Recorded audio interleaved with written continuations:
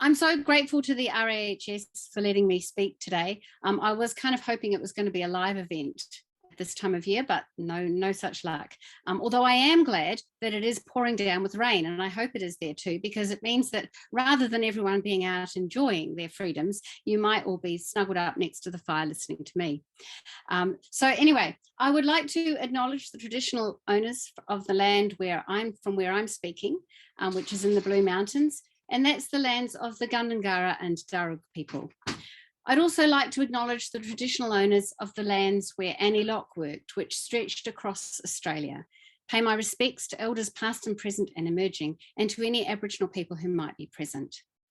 Now, this talk will contain pictures of people who have died, and it also contains terminology and quotes that may be offensive to some, because that's how they spoke in Annie Locke's time. So today I'm going to talk about my new book, Too Much Cabbage and Jesus Christ, which is my third book, I think, but actually goes back a lot further than that. So I'm going to first give you an overview, talk about the title and where it comes from, introduce you to Annie Locke, and then I'm going to focus on New South Wales, the first 10 years of her missionary life, and a couple of the issues that she encountered that would become something that stretched through her entire career. And within that context, we'll also understand why I've called this talk a useful accessory with Too Much Cabbage and Jesus Christ. So this book is a biography of Annie Locke, who was a missionary who worked in Australia between 1903 and 1937, with the beginning, first half of the 20th century. And the title is a combination of two quotes. So the first, Too Much Cabbage and Jesus Christ, I got from Central Australia.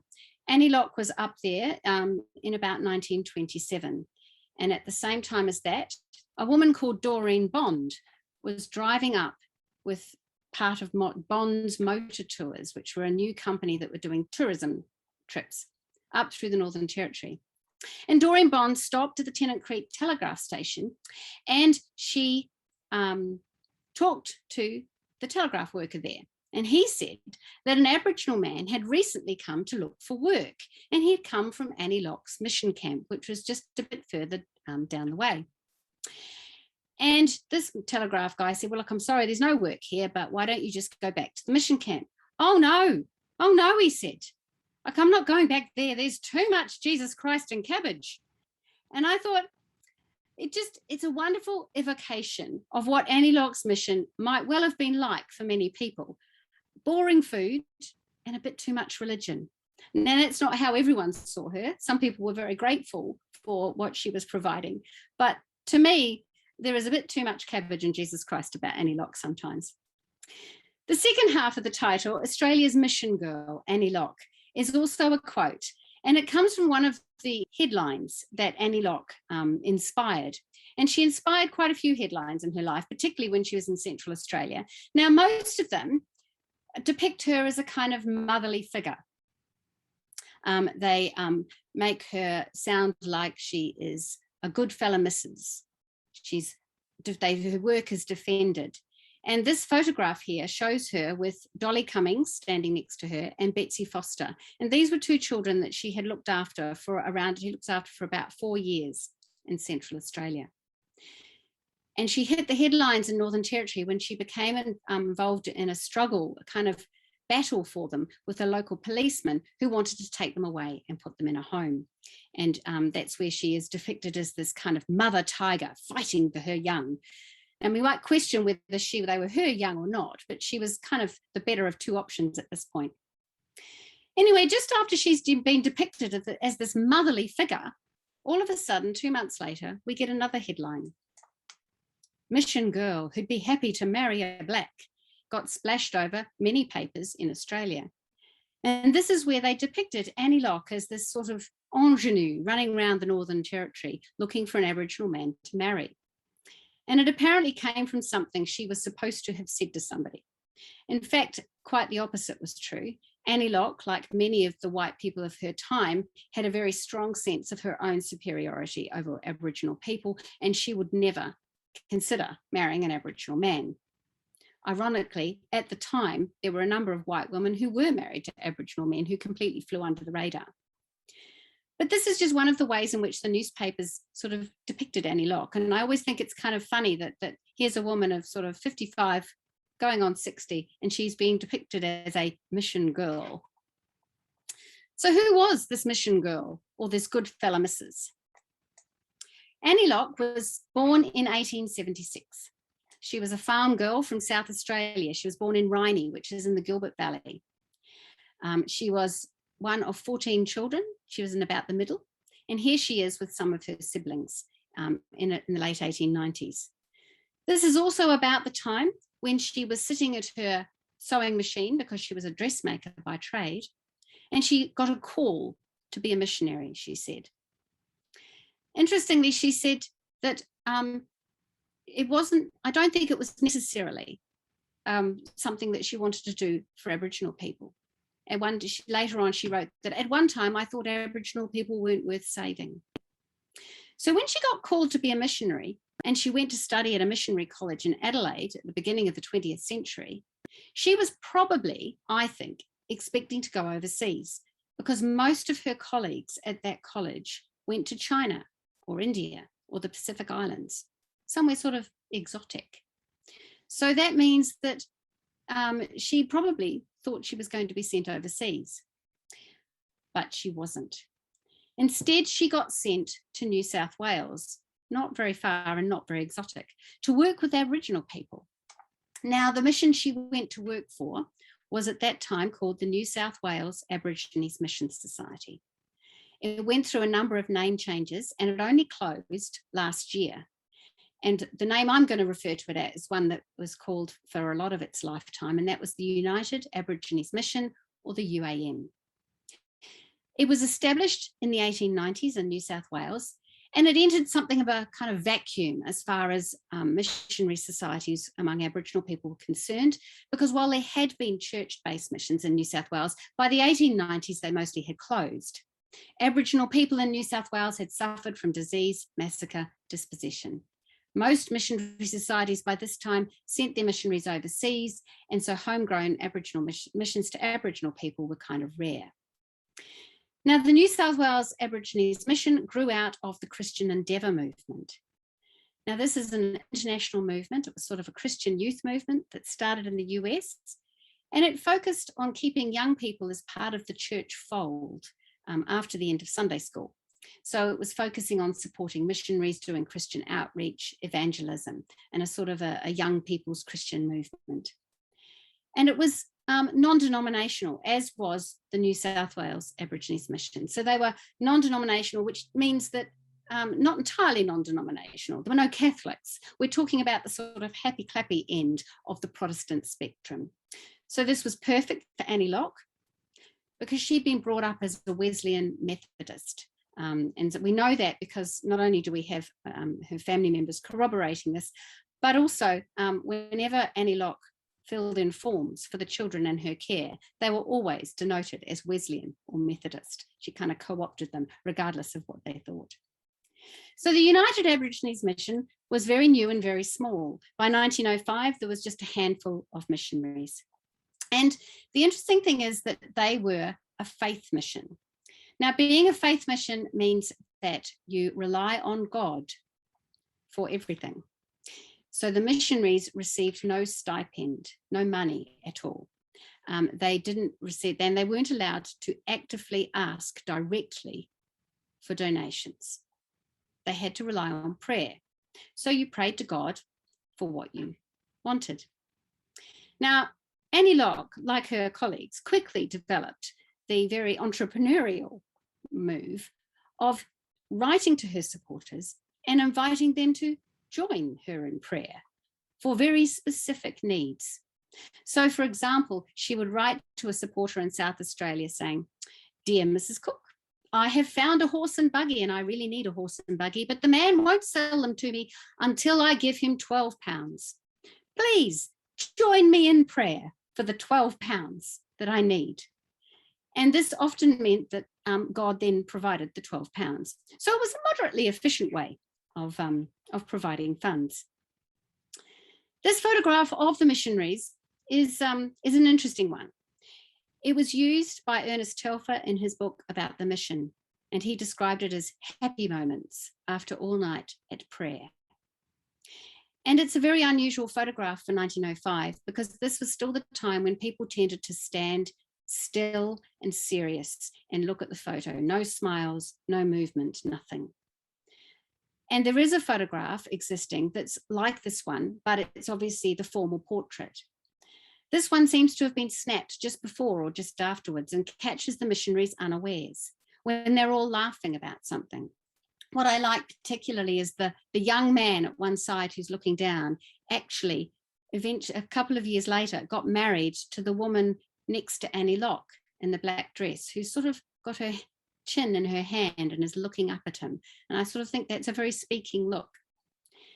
And this photograph shows missionaries as kind people who have a sense of humour, which is also unusual when you look at missionary photographs. They look sort of benign, don't they? And when you think about some of the things that they did, I sometimes feel that they're a bit like wolves in sheep's clothing. Annie Locke spent 35 years as a missionary, and she worked across Australia. So she started in New South Wales, and she worked at Sackville Reach on the Hawkesbury River, and then at Forster on the mid-north coast. And I'll return to these two places shortly. In 1909, the New South Wales Aborigines Mission changed its name. And that reflected its expansion because they expanded to Western Australia. And Annie Locke went over to Western Australia in 1909 and she became matron of the Dullygunya home in Perth that had just been established. And this is where she became involved in removing children from their families. In 1912, she moved down to Katanning. And here she was a pioneer missionary. And this was to become a feature of her life. Annie Locke was a pioneer missionary, which meant she went out on her own and started up new mission camps. Now, I would like to think that this was great feminist, girls can do kind of moment for her. But unfortunately, I don't really think it was. The reason that Annie Locke worked on her own a lot was because her colleagues found her intensely uncollegial. She was absolutely impossible to work with. And you notice a pattern performing. She would go to a place, she would start a mission, the mission society would send someone to help her, and then all of a sudden Annie's nerves would suffer and the colleague would start saying that she wasn't able to work with Annie, and Annie would be moved on again and she would leave, and that became a recurring feature. She had her own way of doing things, I think you would put it. While she was at Katanning, she became instrumental in setting up the Carrolup Native Settlement. Now, Carrolup Settlement was a big government reserve, very similar to the later Moore River settlement that has been made notorious by the Rabbit Proof Fence film. And Carrolup was similar, underfunded reserve where all Aboriginal people were supposed to go to, and it was supposed to be self-sufficient. And it wasn't, it was a disaster. But Annie Locke was only there for a couple of years because they sent people to help her, and so then Annie Locke leaves. And she goes up to Sunday Island, way in the north of Western Australia, and here she spends 5 years working with the eccentric independent missionary Sydney Hadley, and they actually got on quite well. I think it's mainly because he was off doing a lot of pearl fishing at the same time. Anyway, so she was there for 5 years, and she really enjoyed it, but it was tropical heat starting to get to her, and after 5 years she left and came down to South Australia again. So now she's in South Australia, and in 1924 she goes to Unadata, and here, among other things, she starts what would become Colebrook Home, which is one of the most well-known children's homes in South Australia. But she was only there for 1.5 years because they sent someone to help her, and then she left. Her nerves suffered and she took a furlough, went on holiday. And after that, she really went off-piste, shall we say, against the wishes of the Mission Society, against the wishes of any government officials, and certainly not welcomed by white people in Alice Springs. Annie Locke went north and set up a camp at Harding Soak in 1927. So she was there for about 5 years in Central Australia, and that included the time of the Coniston massacre, in which she became very involved. And it also included the time when she made all those headlines. After 5 years, though, by which time she was camped up at what is now colloquially known as Annie Lock Rockhole, she had to go on holiday. It was time for her to take a holiday, and the Mission Society didn't send anybody back up there. So she left and went down to South Australia. Interestingly, the children she was looking after at Annie Lock Rockhole, she had to dispose of. So she took some to the bungalow, but she did leave some with a local Aboriginal family. So that was quite a positive thing, but not so much for the kids she dumped at the bungalow on her way south. Annie Lock's final mission station was at Aldea, and she arrived here in about 1932.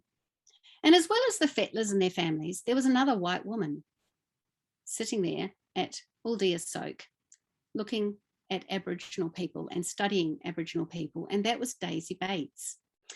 And Daisy Bates did not appreciate Annie Lock's arrival. She thought her claim had been jumped. And they wrote some deliciously bitchy letters to the Chief Protector about each other and about how they didn't like the other person being there. And I think there was it was kind of like a Cold War. And I think that the Fettlers and their families and the rest of the Aboriginal people themselves must have been incredibly amused by these two women who just completely sort of ignored each other when they walked past each other's camps, and they only lived a couple of miles away from each other. So finally, after they sent someone to help Annie Lock at Aldea and things didn't go well, Annie Lock got sick, and by this time she was 60, and she decided to retire. Now, being Annie Lock, she didn't just retire. She had one more surprise up her sleeve. She got married. She found herself a retired, widowed bank manager called James Johansson. And he was very tall, just as she was. I think of them as Jack Sprat and his wife, because he was very tall and lean, and she was slightly small and round. So he was a Plymouth Brethren, and he was a missionary sort, and they spent the last 6 years of Annie Lock's life, travelling around the Eyre Peninsula in this truck caravan thing. And they lived in it. I'd love to know how he actually managed to sort of fold himself into that caravan. But that's what they did. They went round evangelizing among white people on the Eyre Peninsula. They did, however, occasionally visit Annie Lock's friends, and this photograph was taken upon her visit to Colebrook Home, and these are all the Colebrook Home kids with Annie and James. Annie Lock died in 1943, and James Johansson married twice more before he died, aged 90. So he had 4 wives altogether. He must have had something, or else he just liked being married. So how did I find out about Annie Lock? As well as the newspapers that we saw, there are some other sources that I used. Now, what's interesting about Annie Lock and what's difficult for a biographer is that there are no private letters, no personal letters that she wrote. Everything is always letters to government officials or letters to her supporters or reports in the Mission magazine. She was, in fact, writing her memoirs when she retired, but they have completely vanished. I know that they will resurface now that I've published the book, of course, because that would be Murphy's Law. But as it is, we only have her letters and the reports in the magazine, as well as reports by government officials about Annie Lock, and they weren't entirely complimentary. The word crank occurs fairly frequently. I also managed to find some Aboriginal people who remembered Annie Lock, and I talked to them, and there were oral histories available from other people who had remembered her. There were fellow missionaries and some family members. I did manage to find Annie Lock's family. She had numbers of nieces and nephews and great nieces and nephews. Now, the way I did this was in the pre-internet age. So I actually wrote a letter to every single family called Lock in the South Australian phone book, which produced success. As well, I have to say, as a lot of other letters from other people called Lock who told me their entire family history, which was fascinating, but nothing to do with my project. So Annie Lock's first years was spent in New South Wales, and that's what I want to focus on for the rest of this talk. Annie Locke was here in the first decade of the 20th century, first at Sackville Reach on the Hawkesbury River.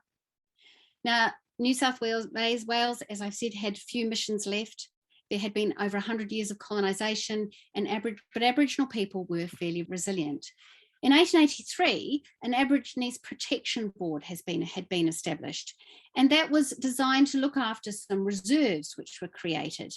And the idea of these reserves was to assist Aboriginal self-sufficiency. So the idea was that they would farm the land and that they would become self-sufficient, and rations would be provided to the elderly, the sick, and to children.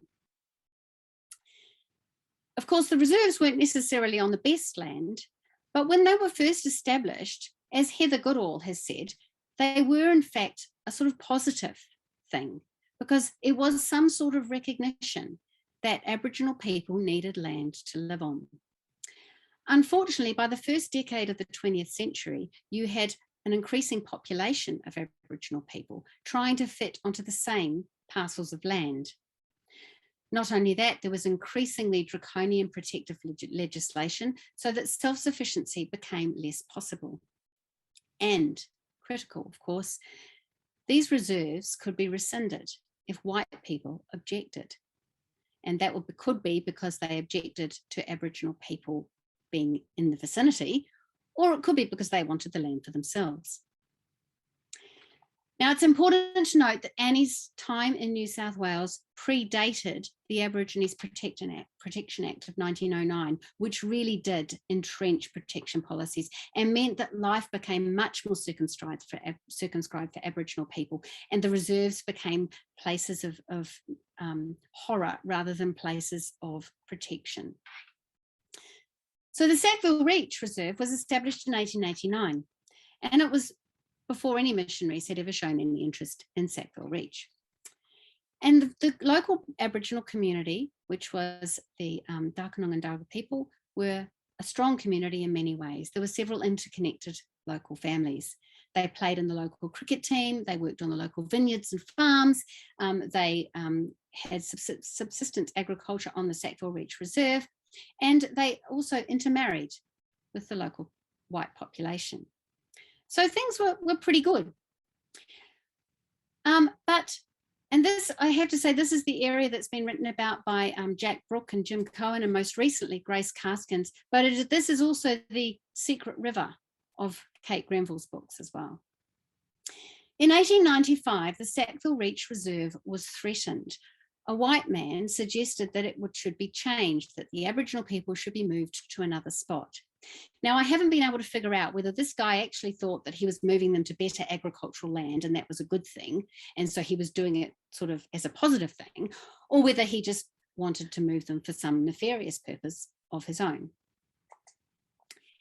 As a result, though, the Aboriginal people who wanted to stay on Sackville Reach Reserve, and you can see here, there's a photograph of this, it's the wooded area on the side of the river, and here's a picture from Jack Brooke's book about the reserve that shows some of the houses.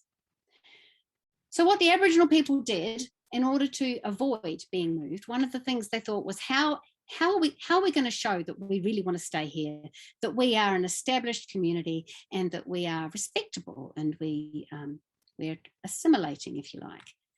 So what they did was they applied for iron to build a church.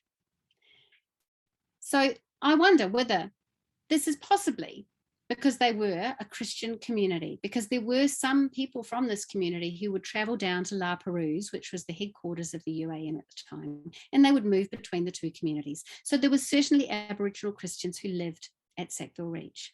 One of them was called Fred Barber.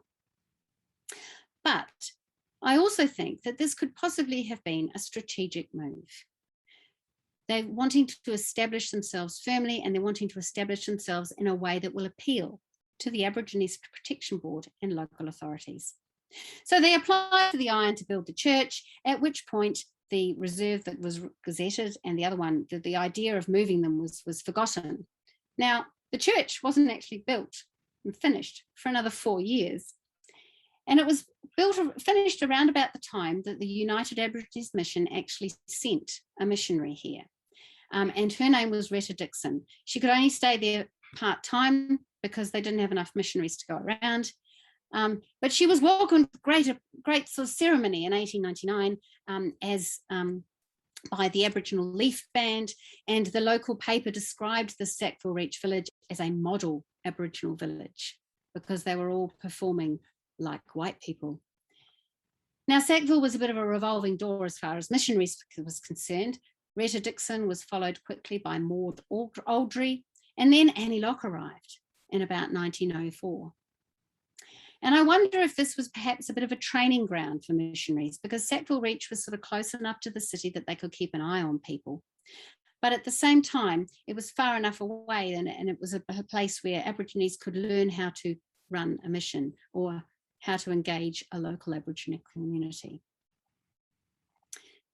Sackville Reach is important for Annie, though, because this is where she first encounters the idea of what to do with Aboriginal children. Now, when she arrives, she inherits Evelyn. Evelyn was apparently an orphaned Aboriginal girl who had been adopted by Retta Dixon when she first arrived. When Retta left and Maud arrived, Evelyn was adopted by Maud and then was passed on to Annie Locke as the next missionary in charge. And Evelyn lived in the mission house with the missionary and presumably helped with domestic tasks. So it's difficult to decide whether she was a pseudo-daughter or a domestic servant. I don't know what happened to Evelyn. There's only one mention of her living with Annie Locke. Perhaps she then grew old enough to avoid being passed on to the next missionary and actually managed to live her independent life. I don't know. I do know what happened to another family, though, and that's kind of less positive. The Barber family were one of the main families on Sackville Reach Reserve. There were some interconnected families, the Barbers, the Everinghams, and the Morleys. And the patriarch was John Luke Barber, who lived until 1905 when he was 80. Now, John Luke Barber had 3 wives. His first wife was actually the daughter of Ballandella, and that's why that picture is there, the famous picture by Mitchell, because the daughter is on the shoulders. So that's a kind of a cute connection, if you like. But by the time he died in 1905, John Luke Barber had 3 wives and anything from 20 to 30 children. There's sort of some controversy about how many children he actually had. And his third wife was Elizabeth Ann Morley. Now, I think this is her picture. I got it from Ancestry.com, so I'm just counting on somebody on Ancestry.com to have got it right. Elizabeth Ann Morley was unusual at the time because she was a white woman. And she got married to John Luke Barber in 1878 when she was only 22. And she already had 2 children, although she hadn't been married before. Now, Jack Brooke, who wrote a book about the reserve, relates a story that the legend has it that Elizabeth's father took her down to the Aboriginal camp and told her to choose a husband because she was a bit wayward, if you like. Anybody at 22 with 2 small children probably he thought needed dealing with. And the suggestion is that perhaps Elizabeth Ann Morley at 22 chose John Luke Barber, who was by then in his 50s, because she thought he might die quickly. However, quite a few children later, and 28 years later, he died in 1905. And at that point, Elizabeth Ann Morley still had 6 children under 14 and no visible means of support.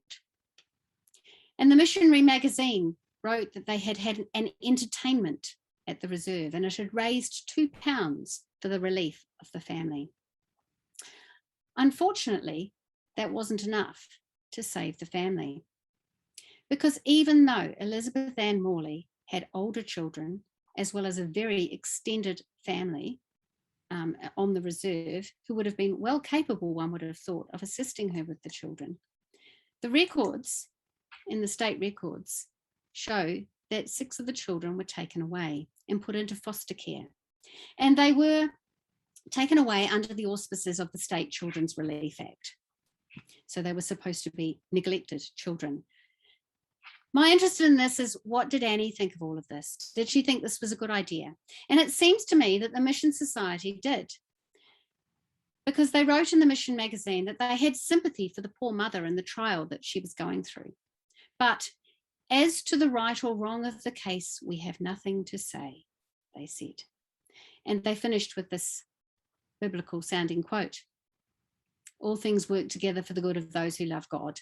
So in other words, they were leaving it in God's hands. It was obviously meant to be.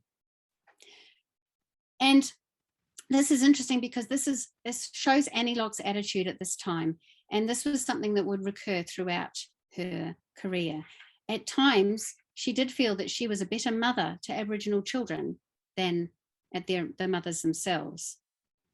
By the end of her career, though, she had changed her mind, and her transition from this point in which where she is actually condoning Aboriginal children being taken away and put into care, and the end of her career where she's saying something quite different, is quite interesting.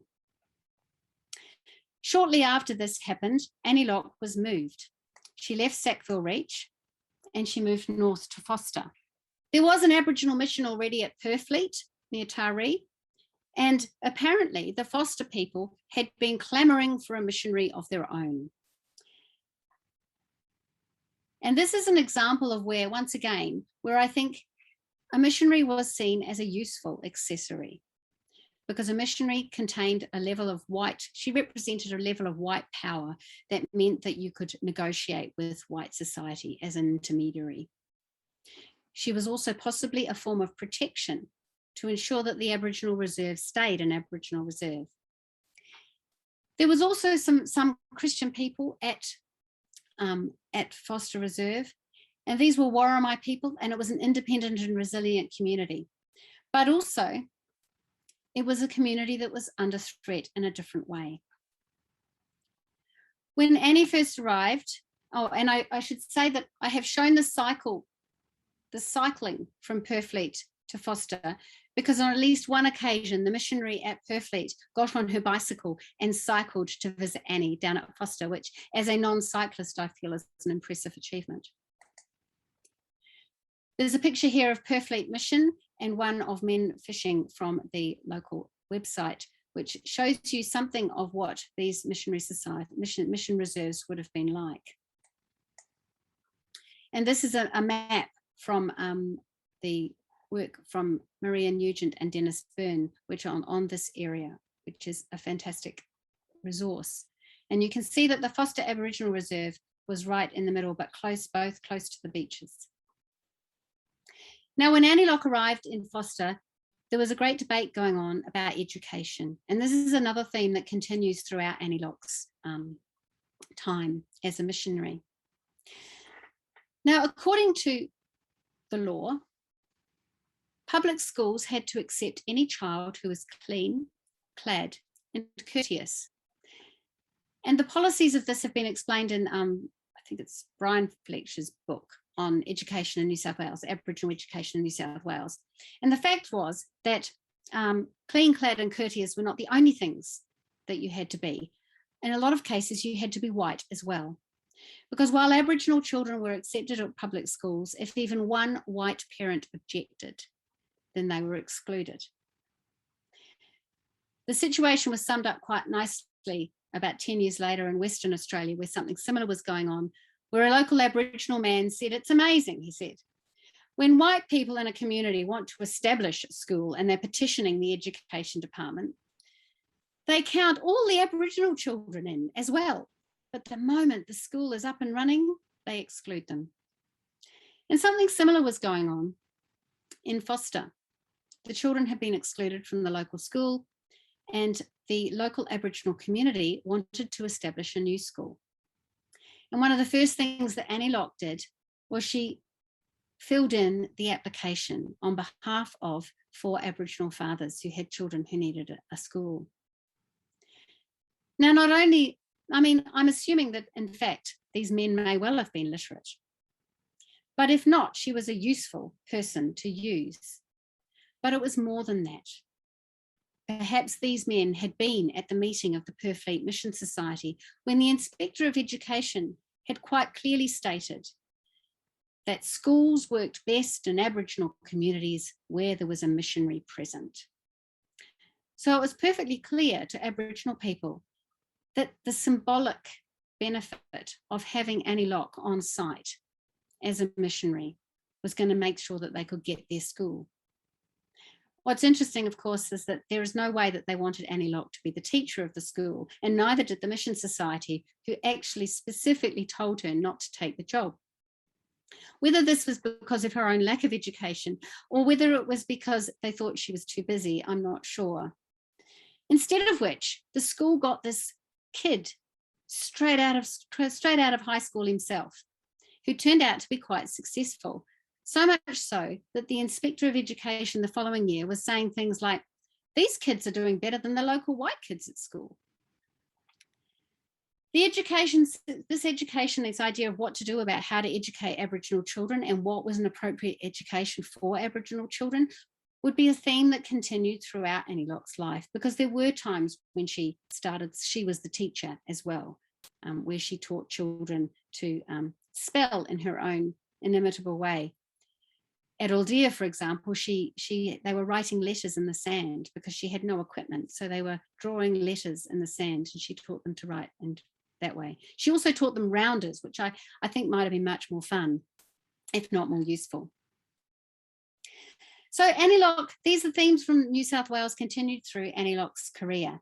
And when she started in New South Wales, she was a fairly typical missionary, thinking about children, fairly normal, trying to evangelize everybody. And she was quite nondescript, really. But by the time she retired in 1937, she was one of the most controversial, outspoken and eccentric missionaries of the UAM.